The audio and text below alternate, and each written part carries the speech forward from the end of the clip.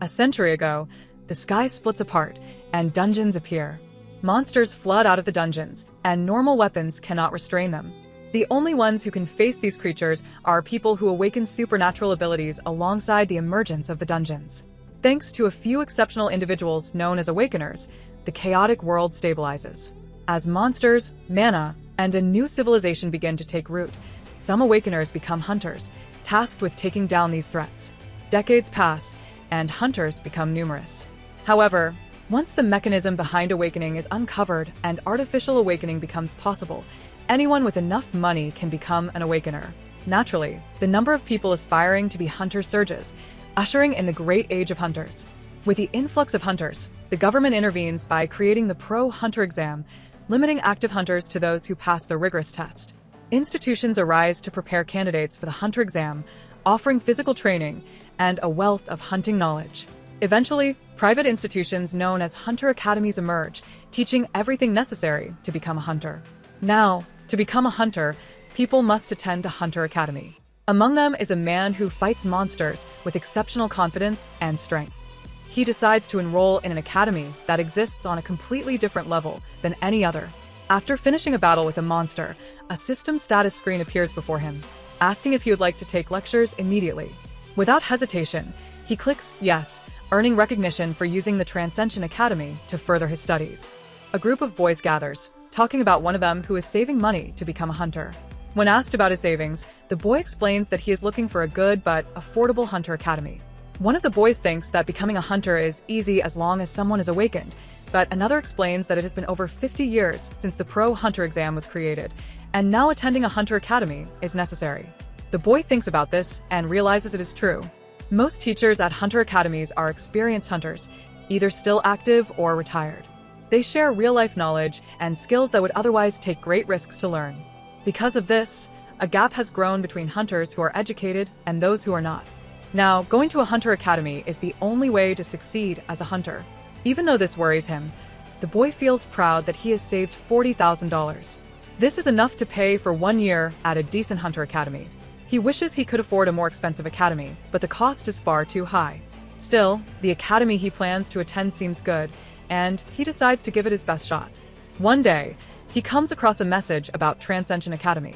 At first, he thinks it's just an advertisement since he has never heard of it before. But something about it catches his attention, and he decides to learn more. What he finds amazes him. Transcension Academy is unlike any other. It is built on thousands of years of knowledge and skills from legendary hunters. These hunters are not just teachers, they are masters of their craft. At this academy, students are given tasks designed to improve their abilities step by step. The boy reads the academy's records, filled with incredible success stories.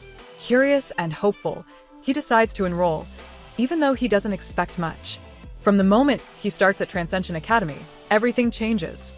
The academy's unique methods help him grow stronger and smarter as a hunter. The success of its students becomes a legend, and he becomes part of that story. Choosing to join Transcension Academy turns out to be the best decision of his life, changing his future for the better. When the boy visits Transcension Academy's website, he notices it looks just like any other Hunter Academy's site. Nothing stands out at first, but as he scrolls through the list of professors and their lectures, something catches his attention. Among the names, he finds a course titled Basics of Staffs and Spears, taught by none other than the Professor of Heaven's Great Sage. Curious, he clicks to learn more and is stunned to see that the professor is none other than Sun Wukong himself, wielding the legendary Rui staff. Sun Wukong begins the lecture by explaining that staves and spears, at their core, are not as different as they seem. At first, the boy sees the lesson as ordinary, just concepts and techniques. But then, Sun Wukong mentions that understanding through explanation alone is not enough. He starts demonstrating the basics step by step. The first step is to deflect an opponent's attack outward. The second step is to twirl the staff back inward to control its movement. Finally, the third step is to use the weapon to pierce the enemy at a precise point. As he speaks, Sun Wukong performs the demonstration. To the boy's shock, with a single strike, an entire mountain vanishes into thin air. The boy cannot believe what he just witnessed. Such power seems impossible, even for the strongest S-class hunters. He questions whether what he saw was real or just some kind of trick. After the demonstration, the system asks if he would like to register for the lecture. Without much thought, He clicks the register button, but an error message pops up, stating that he is not yet a member. The system prompts him to create an account, explaining that membership registration comes with a fee based on his personal circumstances. When he sees the cost, the boy is stunned. The fee for creating an account is a staggering $40,000, the exact amount he has saved for a year at a hunter academy. Shocked, he hesitates, feeling suspicious. To make matters worse, the system also warns that additional fees may be charged for individual lectures. Feeling uneasy, he pulls back, convinced that the whole thing might be a scam. Although he was intrigued by what he saw, the boy decides he cannot risk losing his hard-earned money, especially when so much seems uncertain. The boy doesn't waste any time and dives straight back into his work. His co-worker notices his upbeat mood and asks if he is finally registering for a hunter academy. Smiling, the boy replies that he already has.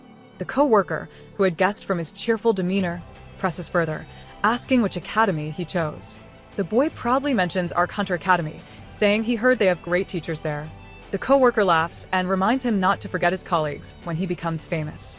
As the boy works, his mind drifts to a saying he once heard: "Life is a comedy when seen from a distance, but a tragedy when viewed up close." To truly laugh, one must learn to endure pain and look far into the future. He recalls visiting a doctor years ago who explained that his legs were undergoing necrosis. The broken bones had tangled with his nerves during healing, a result of his fast regeneration as an awakener. The condition required immediate surgery, which cost $40,000, a fortune at the time. His company's owner stepped in, funding the procedure to protect the company's reputation. Since then, the boy has spent 9 long years enduring hardships and looking to the future, rebuilding himself step by step. The surgery and other expenses drained his savings, leaving him with only $3,000, the money generously given by Mr. Michel. Now, as he reflects on his past struggles, he wonders if he has the strength to start all over again. It is then that a message on his phone catches his eye. The message talks about how the path of the transcended often begins in hardship and announces a special sale event for new students. According to the message, registering during the event grants a free pass to the Transcension Academy. Excited, he checks the details, realizing it's from the same academy that once demanded $40,000. But when he tries to find the message again, it's gone. Frustrated yet determined, he attempts to re-register for membership.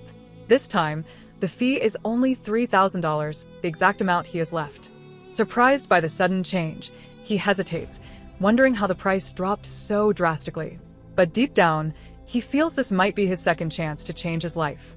Without overthinking, he decides to take the leap and registers for the academy. Later, SeoJoon begins to piece things together and remembers that $40,000 was all he had at the time. He wonders if the academy intentionally adjusts its fees to match how much someone has. Curious and suspicious, he tries registering again when his account balance is empty. To his shock, the registration goes through successfully. The realization startles him so much that he nearly throws his phone. At that moment, he notices the envelope where he kept his withdrawn cash lying open, with the money mysteriously gone. There's nothing he can do, and that's how he becomes a member of the Transcension Academy. Suddenly, a small figure pops out from his phone, a tiny person who greets him warmly. The figure already knows his name, introducing itself as Mentor, who will be in charge of SeoJoon's initial education. SeoJoon, still reeling from everything, asks the small figure for its real name. The figure replies that its name is Mentor, and SeoJoon immediately connects the dots, asking if Mentor is the same teacher who once guided Odysseus, the legendary hero from Greek mythology.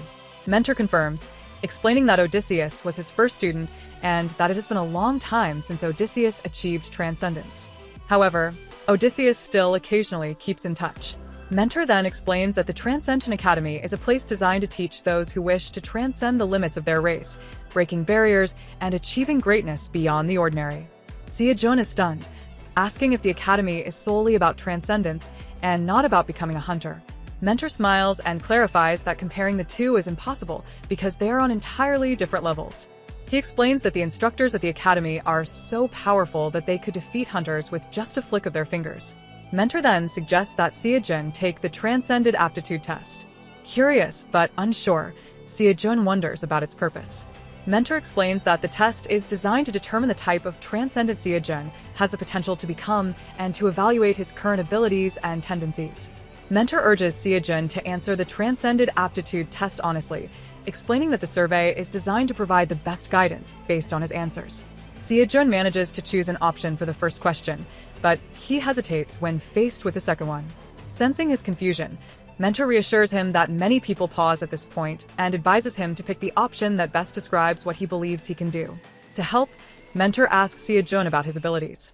However, all the tasks Mentor mentions, like pulling out mountains or splitting seas, sound completely absurd to SeoJoon. He finds them bizarre and far beyond anything he's ever attempted. To Mentor, these seem like ordinary feats, and he becomes puzzled, wondering how SeoJoon even managed to register for the academy. Despite his doubts, SeoJoon pushes through and answers all the questions. When he learns that the academy doesn't expel members for low aptitude scores, he feels more at ease and completes the test. By the end, he has answered all 108 questions, feeling utterly drained. Mentor, however, seems pleased and informs SeoJoon that he now has a free pass to the academy. Mentor begins analyzing SeoJoon's profile and promises to recommend the most suitable lectures for him. Since SeoJoon has chosen spearmanship as his preferred combat style, Mentor explains a few key points about the art of wielding a spear. After reviewing SeoJoon's profile, Mentor also takes note of his injuries and mental struggles, choosing an instructor and lecture that would be the best fit for his condition. Mentor selects a lecture by instructor Siddhartha Gautama, one of the academy's most renowned teachers. Known for his unparalleled skill in nurturing mental resilience, Gautama's mentality training course is a required subject for passing the Transcension exam. Mentor admits that this lecture usually costs a fortune due to its value, but Gautama insists on making it accessible, particularly for students with troubled pasts or limited means. This aligns perfectly with SeoJoon's situation, making it the ideal choice for him. Mentor informs SeoJoon that completing this lecture will reward him with the unwavering Heart SSS, an ability that allows its bearer to remain calm and unshaken under any circumstance. This skill is crucial for breaking through many Transcension fields and will be a significant stepping stone in SeoJoon's journey. Encouraged and motivated, SeoJoon agrees to take the lecture, ready to face whatever challenges lie ahead. Mentor reminds SeoJoon to make sure he completes the lecture and then leaves, saying he'll contact him once he finishes analyzing SeoJoon's profile. Determined, SeoJoon begins the lecture by instructor Siddhartha Gautama. However, it quickly becomes apparent that the content is far more challenging than he anticipated. The instructor delves deeply into the nature of humanity, existence, and the world, weaving concepts that stretch SeoJoon's understanding and patience. At one point, the sheer complexity of the material makes SeoJoon feel as though he's losing his mind. Yet, he perseveres, determined not to give up. A week passes, and during a routine checkup, his doctor is stunned by SeoJoon's rapid recovery. The speed at which his body heals surpasses anything the doctor has seen in his 30 years of medical practice. While the doctor marvels at this unprecedented recovery, SeoJoon knows the true reason: the lecture by Siddhartha Gautama. Despite only making 1.3% progress in the course, its impact on his mental and physical state is profound. His heart feels calm, his body responds faster to healing, and his overall strength has improved significantly. SeoJoon begins to wonder what might happen if he completes 100% of the lecture. The doctor recommends SeoJoon stay hospitalized for 1 more week to ensure his full recovery.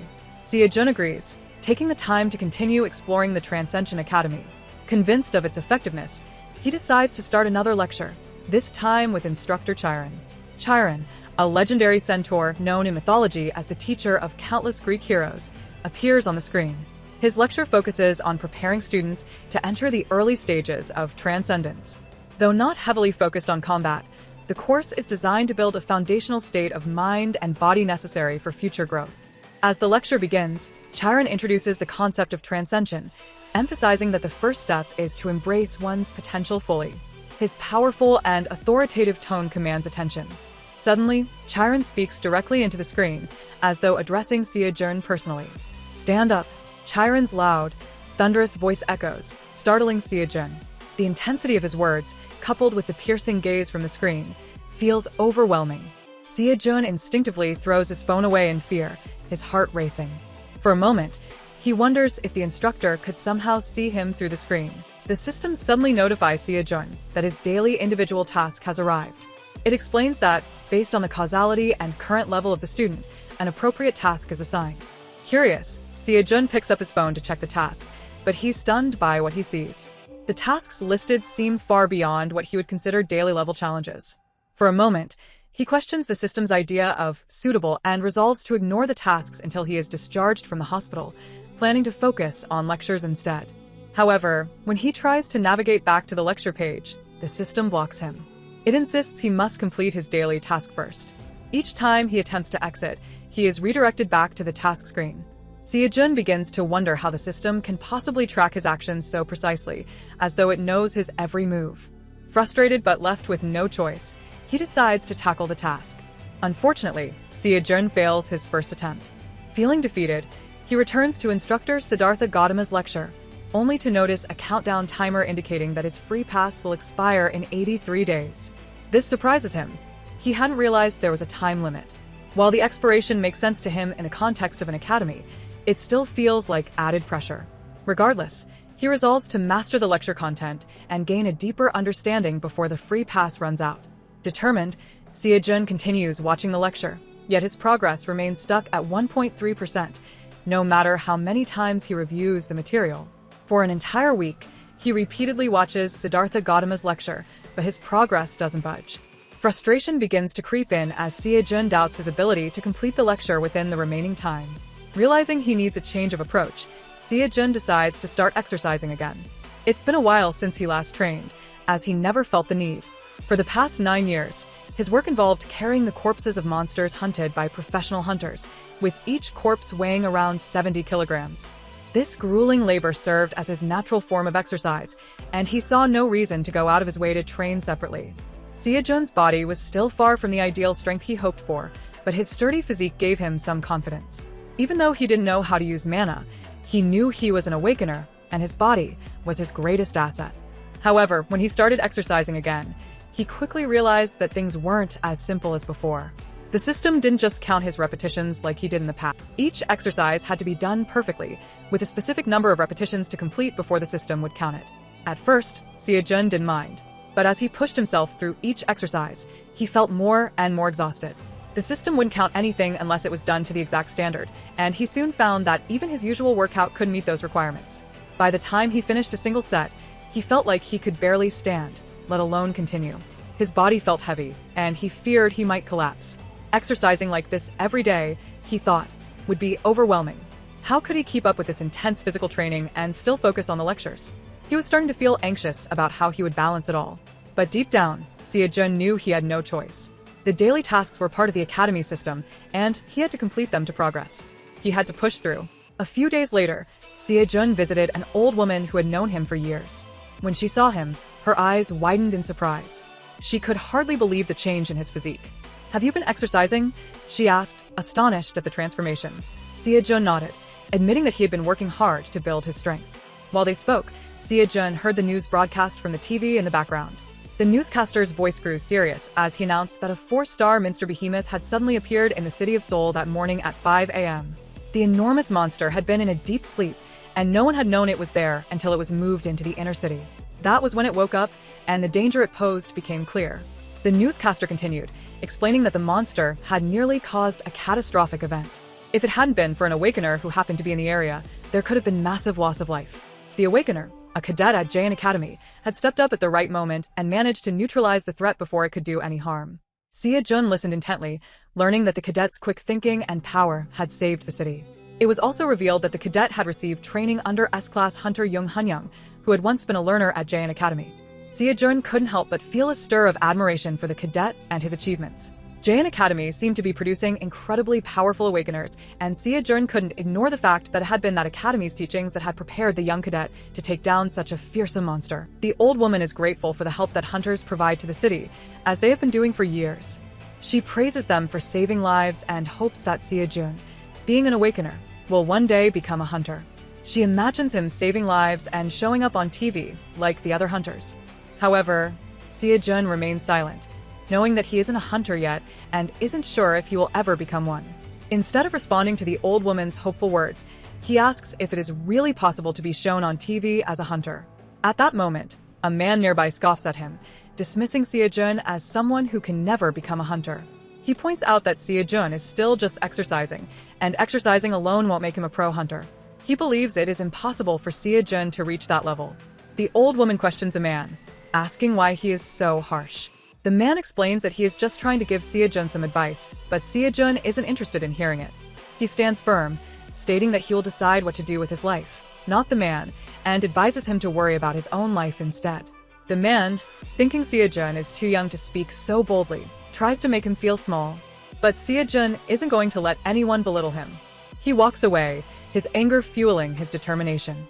SeoJoon knows what he is capable of. He has enrolled in the Transcension Academy and can already feel the effects of the powerful lectures he has taken.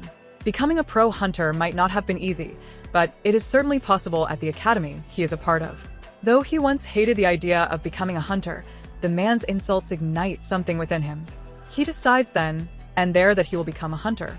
Meanwhile, a woman in the distance is killing monsters, her face filled with frustration. She laments the state of the academy, expressing how everything costs money and there are barely any cadets. She feels that if she thinks about it too much, it will drive her crazy. SeoJoon eventually returns home, still surprised at how he spent 2 whole weeks in the hospital. He knows that he only has about a year left before the hunter exam, and time is ticking. He checks his bank account, but his heart sinks when he sees that he barely has any money left. With the bills piling up and no income, he realizes that his savings have run dry. After checking his finances, he notices that he has completed all his daily tasks for the day, which gives him a little relief.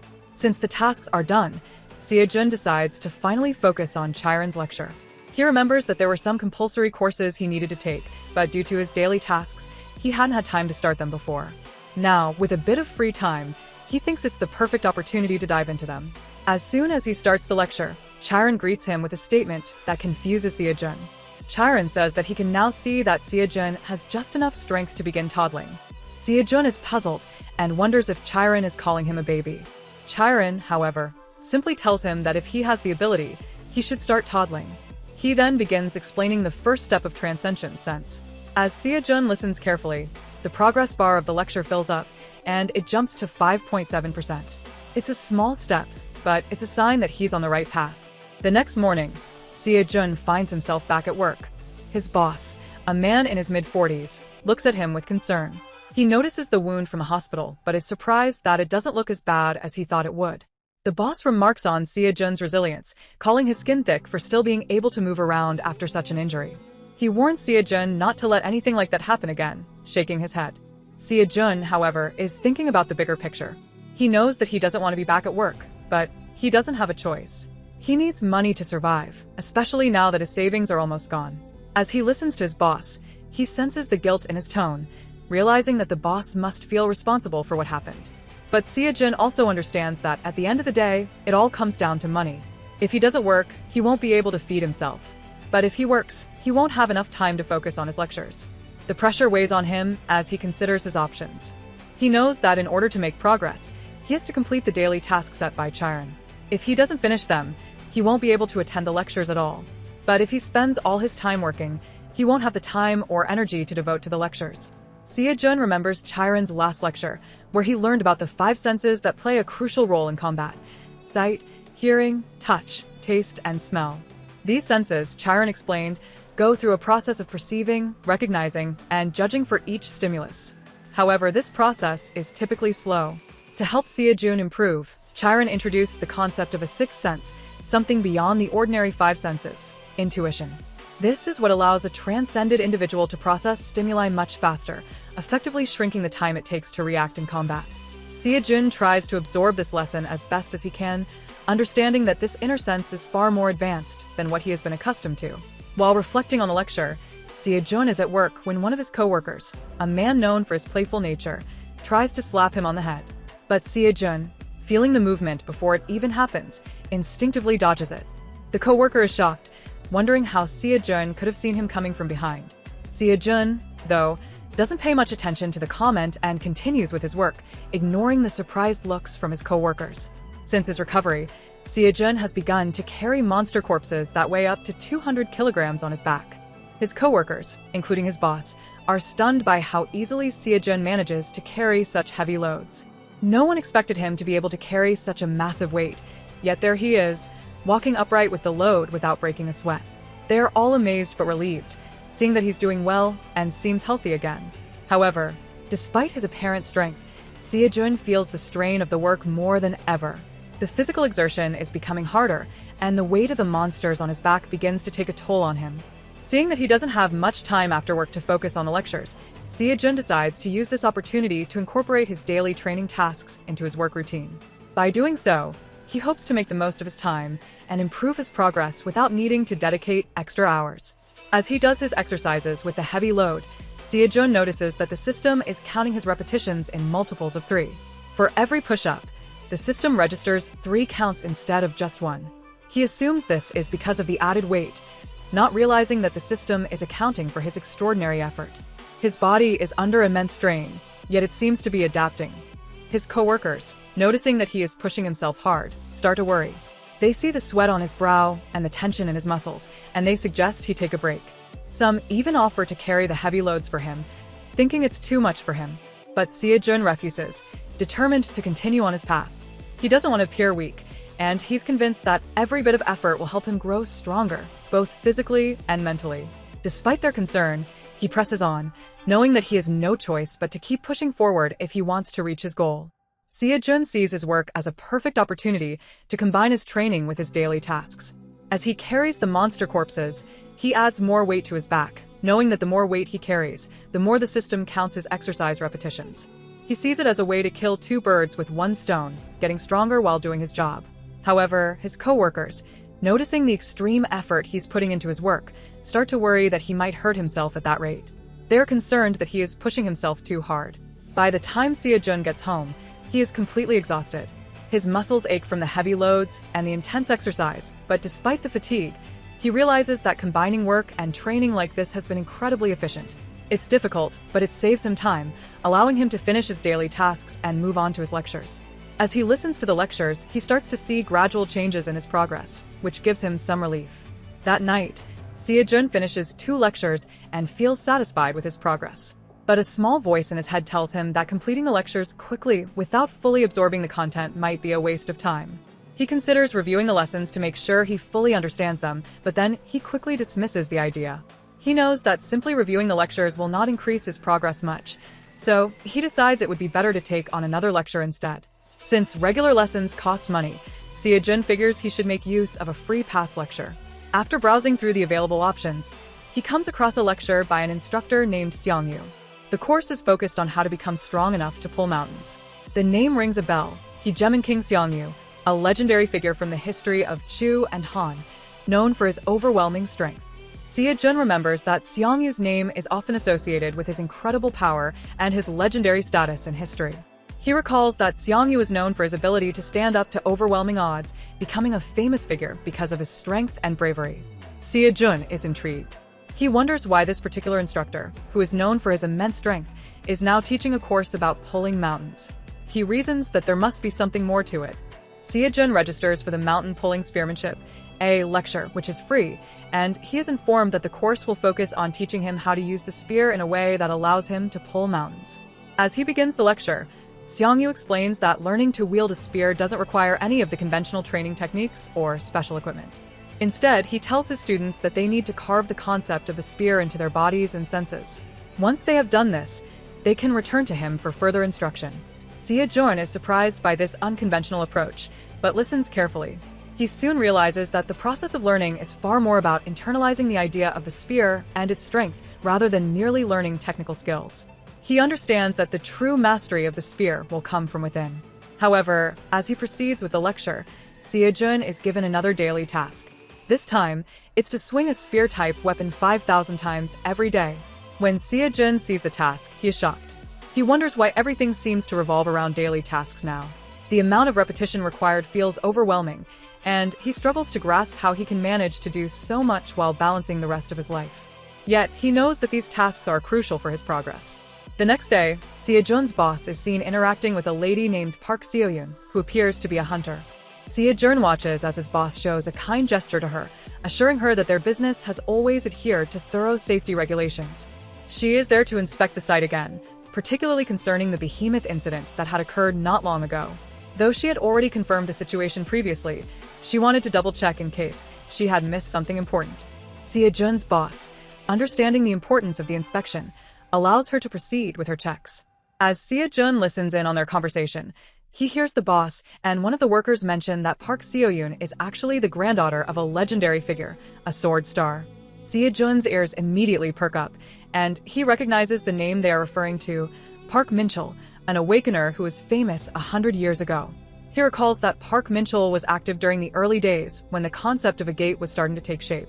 Back in the days when Park Minchul was active, the world was a very different place. There was no structured knowledge about awakeners, and the monsters were brutal. Humanity's survival was constantly in jeopardy. In that chaotic world, Park Minchul emerged as a legendary awakener who fought for the survival of humankind. His strength was unmatched, and his heroic deeds played a crucial role in restoring civilization. He became known as the true savior of the world, revered as a hero by many. As time passed, Minchul likely grew old, but his legacy remained. Even in his later years, he was still a heavyweight capable of competing on the global stage, his power remaining formidable despite his age. SeoJoon, however, felt no immediate connection to Minchul's legacy. He had his own path to follow, focused on his own struggles and progress. SeoJoon didn't dwell on the past. He was more concerned with the task at hand, carrying monster corpses back to his workplace. As he walked through the area, he was focused, his mind on the grind of his daily work and exercises. His strength was building, and he saw the physical progress in himself, but his mind also remained focused on what was coming next. It was then that Park SeoJoon noticed him. She saw SeoJoon carrying the heavy monster corpses on his back, and she couldn't help but wonder what was wrong with him. She asked, but SeoJoon didn't respond, too deep in his task. SeoJoon's boss, seeing the exchange, quickly intervened, telling SeoJoon not to worry about him. He explained that SeoJoon had been like that for a while now, a loner, focused entirely on his work. SeoJoon didn't let their conversation distract him. Once he finished his task, he set the monster corpses down, exhausted from the physical effort. But just as he was about to leave, something unexpected happened. A sudden, loud cry echoed in the air. The monster SeoJoon came to check was already awake. It cried out loudly, and SeoJoon quickly snapped to attention. SeoJoon feels relieved as she slips out of the office, avoiding her boss. She doesn't like the boss, and has no interest in the fancy office she was supposed to visit. Even as she escapes, she overhears some workers nearby. They're speaking quietly, thinking she can't hear, but their words reach her clearly. They're talking about how she is only a B-rank hunter, even though she is the granddaughter of the famous sword star. The comments sting, but she tries not to let them show on her face. To the world, the sword star is a hero, someone admired and respected by everyone. But for SeoJoon, his title is a burden. His greatness overshadows her life, making her feel small in comparison. Ever since she could walk, her grandfather has trained her in swordsmanship and fighting, expecting her to follow in his footsteps. No matter how hard she works, the gap between her abilities and his feels impossible to cross. His greatness is like a wall she can never climb. SeoJoon doesn't want to be a hero like him. She dreams of being a teacher, helping others grow in a peaceful way. But her family won't accept this dream. As the sword star's granddaughter, her life is already decided for her. She cannot live a simple, normal life. Instead, she compromises and enrolls in the Hunter Academy, choosing a path that uses her skills but still lets her teach in some way. Even at the academy, she cannot escape her grandfather's shadow. Many people join the academy expecting to be taught by the legendary sword star himself. When they realize that he is not there and that SeoJoon is the instructor, they feel disappointed. No matter how much she explains that the academy is her responsibility, not her grandfather's, their frustration does not go away. People start to believe they have been misled, and rumors spread that the academy only exists because of her grandfather's reputation. The downfall of the Hunter Academy weighs heavily on SeoJoon's mind. Once it was revealed that the sword star would not be an instructor, interest in the academy vanished almost overnight. People had enrolled not because of her skills or vision, but because of the reputation tied to her grandfather's name. When the truth came out, most of the cadets left without a second thought. The few who stayed eventually quit as well, claiming they felt pressured or overshadowed by the sword star's looming presence, even in his absence. Now, the academy is little more than a forgotten name. Its halls, once filled with the promise of eager cadets, are empty and silent.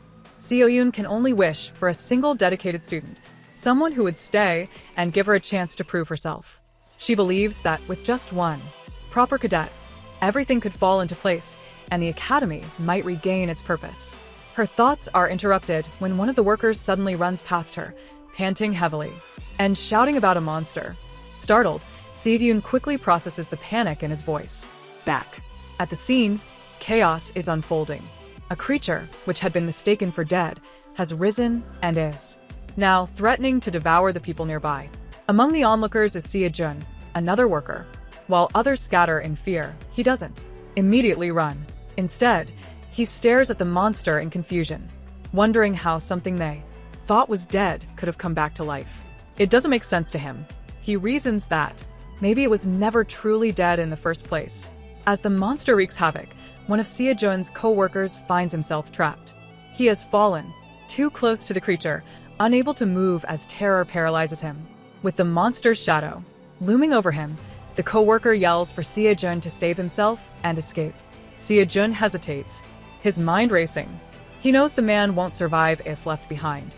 But SeoJoon also knows his own limitations. He is an awakener who cannot use mana, someone with no special power to fight or defend himself. In a situation like this, he feels no different from the helpless man on the ground. The Manticore, a dangerous 4-star monster feared even by seasoned pro hunters, looms over the scene. Its mere presence is enough to send most people fleeing in terror. SeoJoon watches the chaos unfold and realizes that if she hadn't come to the workplace earlier, the trapped worker might already be dead. The gravity of the situation weighs heavily on her as she assesses the danger. SeoJoon, standing nearby, also understands the dire situation. Someone has to act to save the fallen coworker, but no one seems capable of stepping up. The air is thick with panic and time is running out. Without overthinking, SeoJoon grabs a nearby weapon and charges toward the Manticore. His voice rises above the chaos as he shouts at the fallen man to use the distraction to escape. The co-worker hesitates, urging SeoJoon to save himself instead. But SeoJoon knows that if they both run, the Manticore will catch up to them easily. He isn't doing this to defeat the monster. He knows he doesn't stand a chance against such a creature.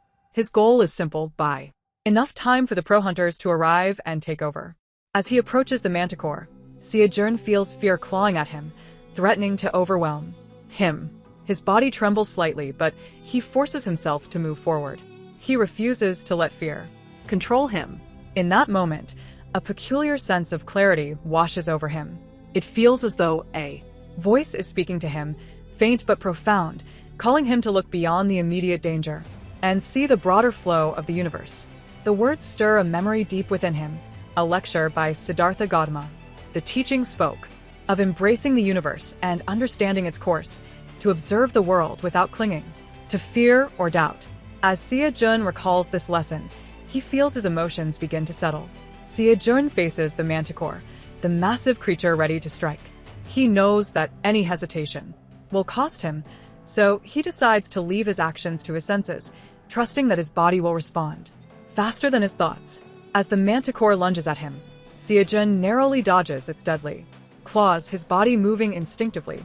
He doesn't and #39 have time to think about targeting weak points or forming a plan. His mind is clouded with uncertainty. Then, a memory from one of his lectures comes to him. The instructor had once said that uprooting mountains wasn't just about strength. It was about momentum, the belief that one's blow could move mountains. If a person trusted their ability without a doubt, they would succeed. With that lesson echoing in his mind, SeoJoon starts to believe in his own power. He strengthens his faith, focusing on the conviction that he can split the Manticore in two. The moment his belief becomes absolute, a surge of energy fills him, and with a decisive strike, the Manticore is obliterated in a powerful explosion. SeoJoon arrives just as the blast occurs. She stops one of the workers to inquire about the situation, but is quickly drawn to the scene in front of her. As she approaches, she is stunned to see SeoJoon standing triumphantly over the monster, which has already been killed. She hadn't expected such a result.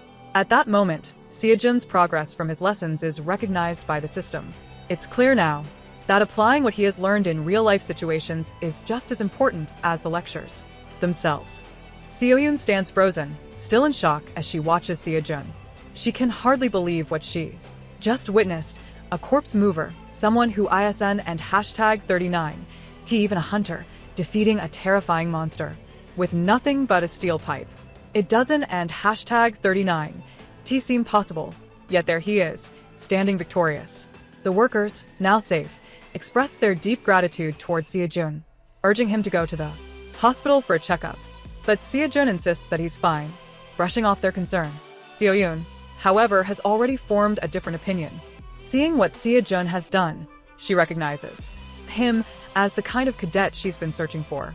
He may not have the status or skills of a pro hunter, but his courage and determination set him apart. The workers soon begin preparing to close for the day, agreeing not to discuss the incident. Further, as promised, SeoJoon makes his way home, assuring them that he will visit the hospital. Later, as he walks, he checks his progress and is astonished by the surge in his growth. The increase in his progress rate is far beyond what he could achieve just by listening to lectures. It's clear now that practical experience, like the one he just had, accelerates his development. SeoJoon realizes that the most effective way to increase his progress rate is through real combat. However, the problem is that without a temporary license from a hunter academy, he cannot participate in dungeon raids. His options are limited. He knows that the Transcension Academy is not a hunter academy, so it cannot offer him the help he needs. As he walks home, lost in thought, he wonders whether he should start gathering money to apply to a hunter academy. SeoJoon decides to call out to SeoJoon, and he turns back, immediately recognizing her as the granddaughter of the legendary Sword Star. This encounter catches him off guard, as he wonders why someone like her would want to speak with him. SeoJoon, with a directness that surprises him, asks if he would be interested in meeting her grandfather. Passers-by nearby are shocked at the proposition, as meeting the Sword Star, a living legend, is considered a tremendous honor. But SeoJoon, without hesitation, declines the offer. Although SeoJoon had expected this response, she still feels a slight embarrassment. Before she can continue the conversation, SeoJoon begins to walk away. SeoJoon, not wanting to let him go so easily, calls him back. SeoJoon, at 31 years old, is a man going through an experience that is completely unfamiliar to him. His emotions are a bit flustered, and he doesn't fully understand why he's been put in this situation. SeoJoon, sensing his hesitation, offers him a place in her academy, thinking it might be a good fit for him. But SeoJoon, once again, refuses. He knows that her academy is little more than a name on paper with no real students or structure. The way SeoJoon rejects her offer makes SeoJoon pause. She wonders about him. Why would someone with his potential and capabilities be so resistant? She had noticed earlier how he practiced in a peculiar way, different from others. Despite his fighting ability only matching that of a 2-star monster, he had been able to defeat a 4-star manticore with ease. It's clear to SeoJoon that he is working hard to become a hunter. SeoJoon doesn't and hashtag 39 T give up on convincing SeoJoon. She continues to explain that her academy, though lacking an instructor, has the right equipment and setup for training. However, when she mentions that she could personally take on the role of instructor, SeoJoon refuses to listen. He makes it clear that he doesn't need any instructors from a hunter academy. Despite his attitude, SeoJoon persists, not wanting to let him go. She even offers that her grandfather, the Sword Star, could personally teach him. But SeoJoon remains uninterested, turning down the offer. She then brings up the written test, asking if he would be willing to take it, but he calmly assures her that he can handle it just fine on his own. As SeoJoon begins to walk away, SeoJoon follows him, still trying to convince him. She points out that she can see he wants to join a raid, but reminds him that without being affiliated with a proper hunter academy, he won and hashtag 39 to be able to participate in any raids. SeoJoon responds, explaining that even if he wanted to join a hunter academy for raids, only authorized academies could issue temporary licenses, and hers wasn't one of them. At that moment, SeoJoon reveals that her academy has also received the necessary government authorization to issue temporary licenses. If SeoJoon agrees to join, she promises that she can help him start raiding right away. As she speaks, she notices his pace slows down and she senses that she's getting through to him. SeoJoon pushes forward, offering him a deal that meets his conditions. She tells him that she won't interfere with his training and that she can arrange a separate location for him to train, without needing to take any formal lessons from the academy. Additionally, she promises that he won't have to pay any tuition or fees. SeoJoon stops, thinking it over. After a moment of silence, He asks her directly if she simply wants him to be affiliated with her academy, as that would be enough for him to participate in raids. SeoJoon understands that if he accepts Seon's offer, there's likely something he'll need to do. In return, SeoJoon clarifies her terms. Before he passes the Pro Hunters exam, she asks him to attend several competitions under her academy and #39's name, and wherever he goes, he should let others know he's affiliated with her academy. SeoJoon knows that this offer is highly tempting, because it could solve all his problems at once.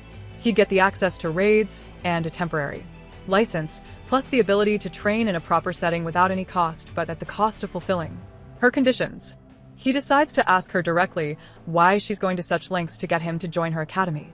SeoJoon doesn't hesitate to reveal that she wants him to join not just for the academy's sake, but because she sees potential in him, and on some level, she knows that they will eventually align their wills. SeoJoon, listening carefully, recognizes that her words suggest a deeper connection between them, one that might involve mutual reliance and trust in the future.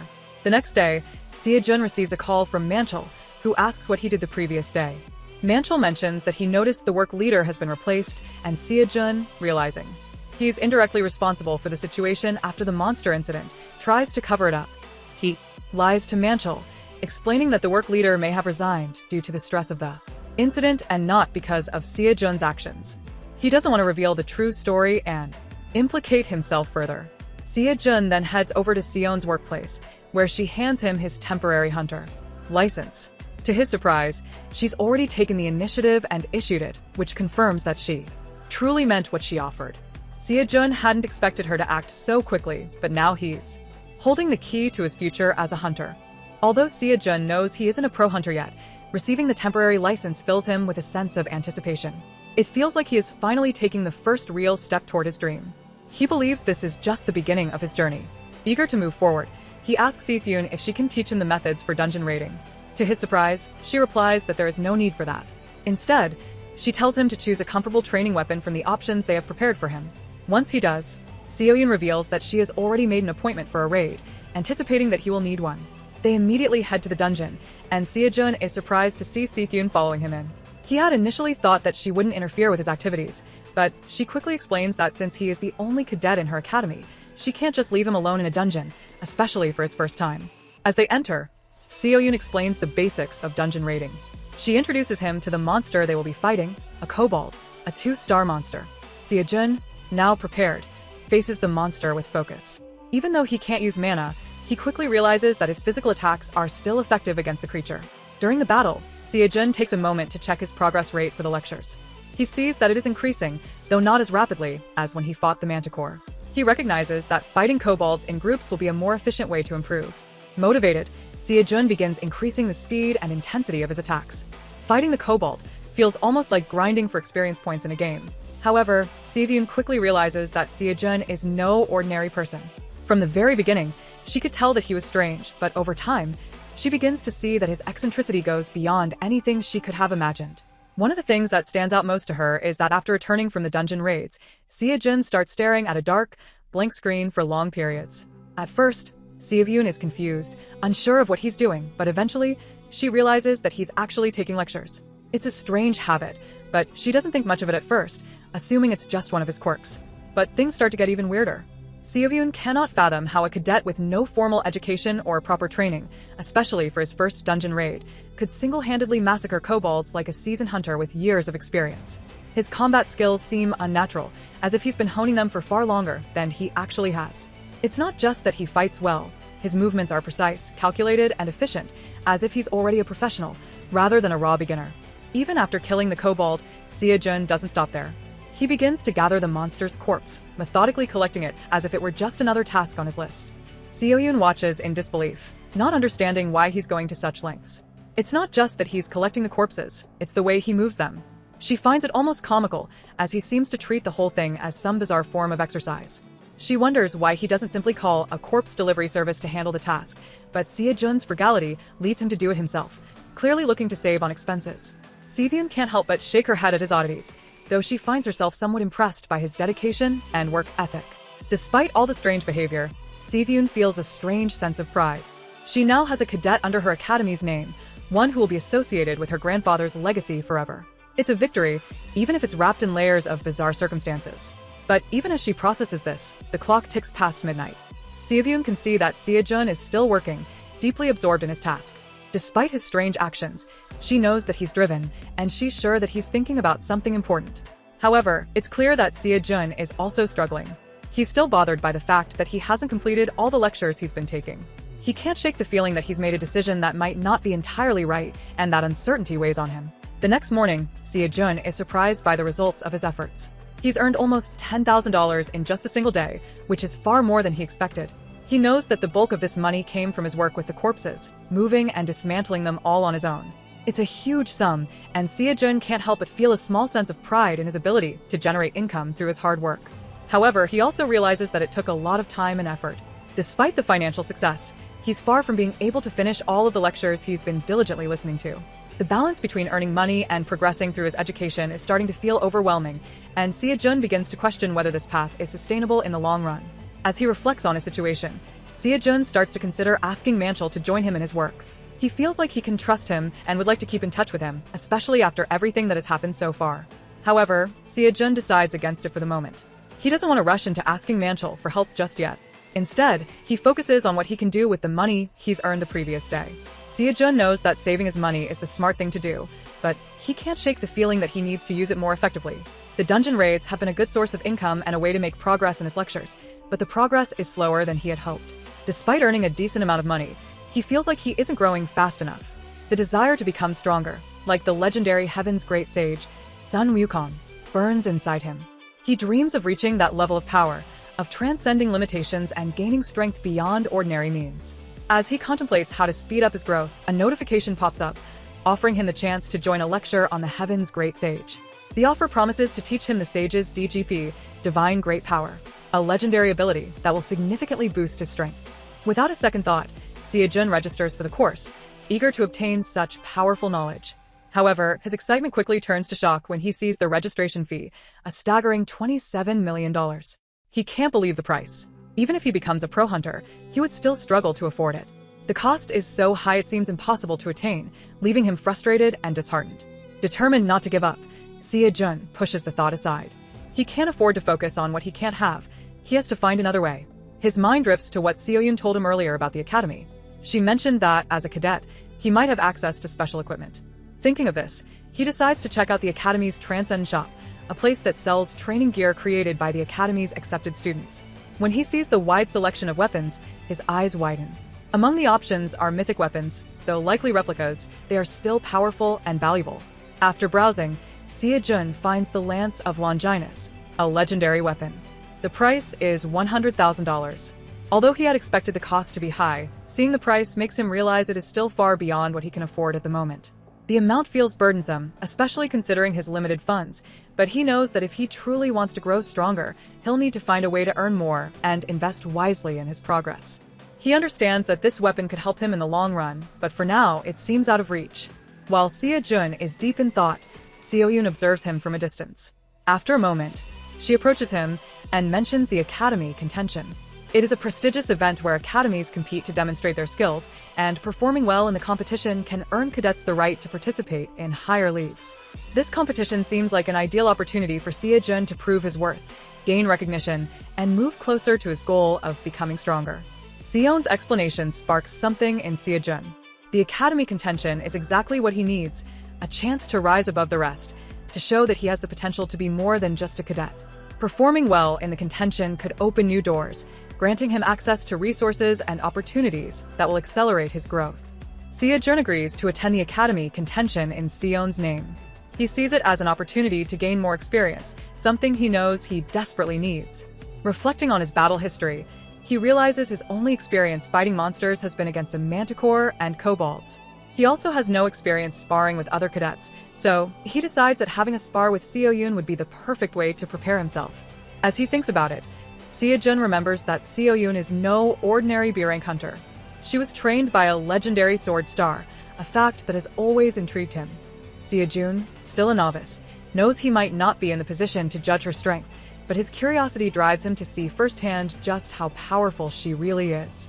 SeoJoon agrees to spar with him, and as they prepare, SeoJoon asks her to go easy on him. He's aware that this is a training session and doesn't want to be overpowered immediately. But when the fight begins, SeoJoon is taken aback by SeoJoon's movements. She had expected him to be unskilled, but his style isn't as raw as she anticipated.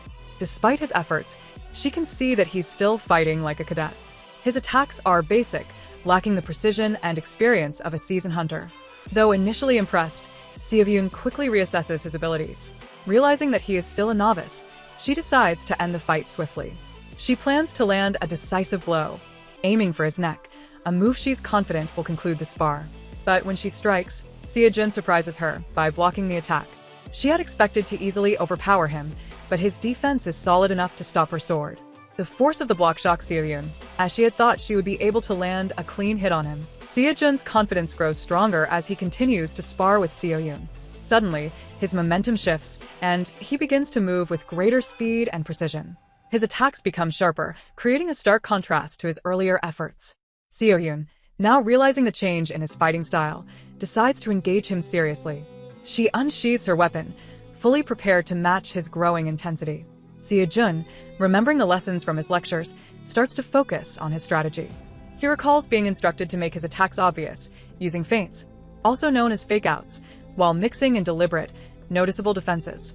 He understands that when facing an opponent capable of reasoning, like SeoJoon, the tactics must shift. Instead of expecting his opponent to simply take the attack, he must learn to anticipate and react to the defenses that will follow. The system had also taught him to redirect his weapon, pulling in his spear as if spinning it back toward himself, forcing SeoJoon into a defensive position. Slowly, SeoJoon applies this strategy, repeating the process of feints and deliberate attacks, trying to bait SeoJoon into reacting. The constant flow of attacks and defenses starts to take its toll on her, and eventually, SeoJoon's real attack lands. SeoJoon barely manages to block his strikes and nearly stumbles, momentarily off balance. SeoJoon sees this as a victory of sorts, a sign that he has learned something valuable about combat tactics. But just as he begins to feel a sense of accomplishment, SeoJoon regains her composure.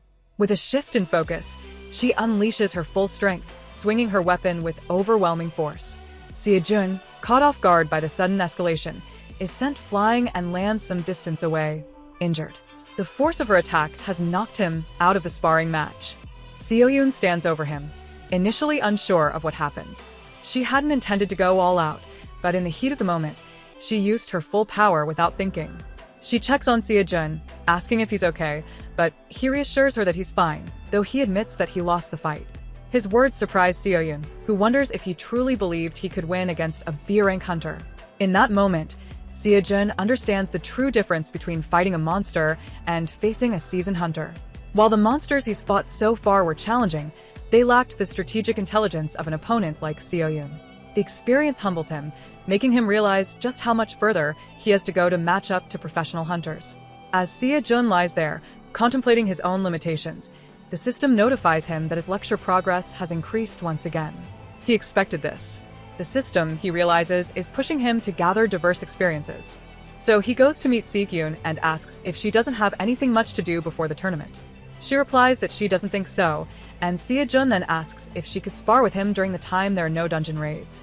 SeoJoon is shocked by the word spar because she knows he could get hurt badly by her mistake. She wonders why he is asking to spar again, but then she sees that he's probably working hard, so she promises to help him. She even says that if he wins, she'll give him all of the prize money. SeoJoon doesn't know there's prize money, but SeoJoon explains that there is. After all, the tournament is a competition. SeoJoon tries to remember the prize money, and when she does, she tells him that the prize is around $100,000. SeoJoon is shocked and becomes very anxious, asking SeoJoon about the date of the Academy tournament again. SeoJoon doesn't understand why his behavior suddenly changes like that, so she just tells him that they only have 2 weeks left. As soon as he hears that, he starts doing more than usual to prepare for his strength, convinced that he must definitely get his hands on the $100,000. Then, 2 weeks pass and it's the day of the tournament. A guy arrives at the tournament venue and sees many people also anxious to win. As he sees more people coming, he realizes there are far more participants than he had thought. He remembers that even though there are many more awakened these days, from the perspective of normal people, it's rare to be able to watch hunters fight, especially with guild and mercenary troop scouters potentially involved. He even wonders if there might be some government workers around. He reaches the security and asks for the waiting room. After telling the guard that he is participating in the tournament, he is directed to the place. Then he enters and sees the tag on the door, stating that it's the player waiting room. He walks in, and seeing some players there, he gets nervous and feels timid because he came alone, so he can't seem to move. As he looks around the room, he notices the strong weapons and big muscles of the people there, all looking confident since the academies sent their best cadets. But when he looks at himself, he realizes he only came with shabby weapons. While seated in one corner of the room, the other players spot him and wonder which academy he comes from. Considering him a peasant-looking person, they even think he might be from the Bunas Academy, a lesser-known academy trying to make a name for itself. Some of them even assume that he was forced to participate and hope he'll just pack up and go home. Meanwhile, as they talk, the guy hears them but can't react, feeling like a new student in a class who doesn't know anyone and pretends to be busy, avoiding facing the other students. Then he spots SeoJoon, who is busy pressing his phone. He reasons that SeoJoon also came alone. SeoJoon, however, is just trying to take some last-minute lectures before the tournament starts. The guy stands up and walks over to SeoJoon, asking if he's also a cadet. SeoJoon replies, and the guy introduces himself as Lee Minji, a natural awakener, 19 years old. Minji asks if he can sit next to SeoJoon, and SeoJoon agrees. As Minji sits down, he sees a guy named Jang Dukshul, whom he knows as a hopeful from Gochuri Academy. Minji explains to SeoJoon that Dukshul uses an axe as his main weapon and is the typical power-type fighter. Dukshul is actually fighting with someone in the waiting room whose name is Lee Chulman, from Mint Academy, also a hopeful. Minji seems to know almost everyone, as he tells SeoJoon about each person in the room. SeoJoon wonders why Minji is giving him all this information when he hasn't asked, so he opens up to him, realizing that Minji seems to know a lot about others. Minji replies that he's just interested in so many things. While the fight continues, another participant in the room walks over to the two guys to caution them about the noise. He reminds them that they're not the only ones in the waiting room. This guy's name is Lee Junhwan from Revenant Academy. One thing SeoJoon notices about Junhwan is that the moment he speaks, everyone in the room immediately quiets down. Minji, as usual, knows about Junhwan and starts explaining to SeoJoon. He mentions that Junhwan is already the winner of his academy's contention, but SeoJoon wonders why Minji calls him a end quote, winner end quote, and not a end quote, winning candidate end quote. Minji explains that Junhwan doesn't like the competition in the first place, calling it too weak. He suggests that Junhwan probably only participated this time because something happened at his academy. Minji even goes as far as explaining that he heard SeoJoon, the Sword Star's granddaughter, made a scouting offer to Junhwan, but he declined. This shows that Junhwan must be quite confident in his own abilities. Meanwhile, Junhwan, on the other hand, regrets declining SeoJoon's offer, as he didn't expect to be participating with peasants in the competition. Whereas SeoJoon hopes that if he fights against Junhwan, someone SeoJoon tried to scout his lecture progress rate would increase significantly. He wonders how much it would improve if he faced off with someone like him. Then, it's announced that the first match of the Academy tournament will soon begin, and all the cadets are asked to finish their preparations. As Minji sees that the competition is about to start, he begins to panic. SeoJoon, however, has been preparing with the goal of raising the progress rate for Chiron and Seongyu and #39's lectures by over 30% over the past 2 weeks. Although he doesn't feel any sudden increase in strength or anything particularly noticeable in his progress, he can feel the difference between 19% and 20% more clearly than the difference between 20% and 21%. Moreover, he realizes that the real-life experience he lacked compared to other cadets has been supplemented through dungeon raids and sparring with SeoJoon. Because of this, he believes that whether it's fighting monsters or dueling with other cadets, he should be well prepared. With that confidence, he believes he can secure the prize money. The first match they'll be having is the Dungeon Maze Race. SeoJoon doesn't quite understand the term maze at first, but he knows his lecture progress for Chiron and Seongyu is now over 30%.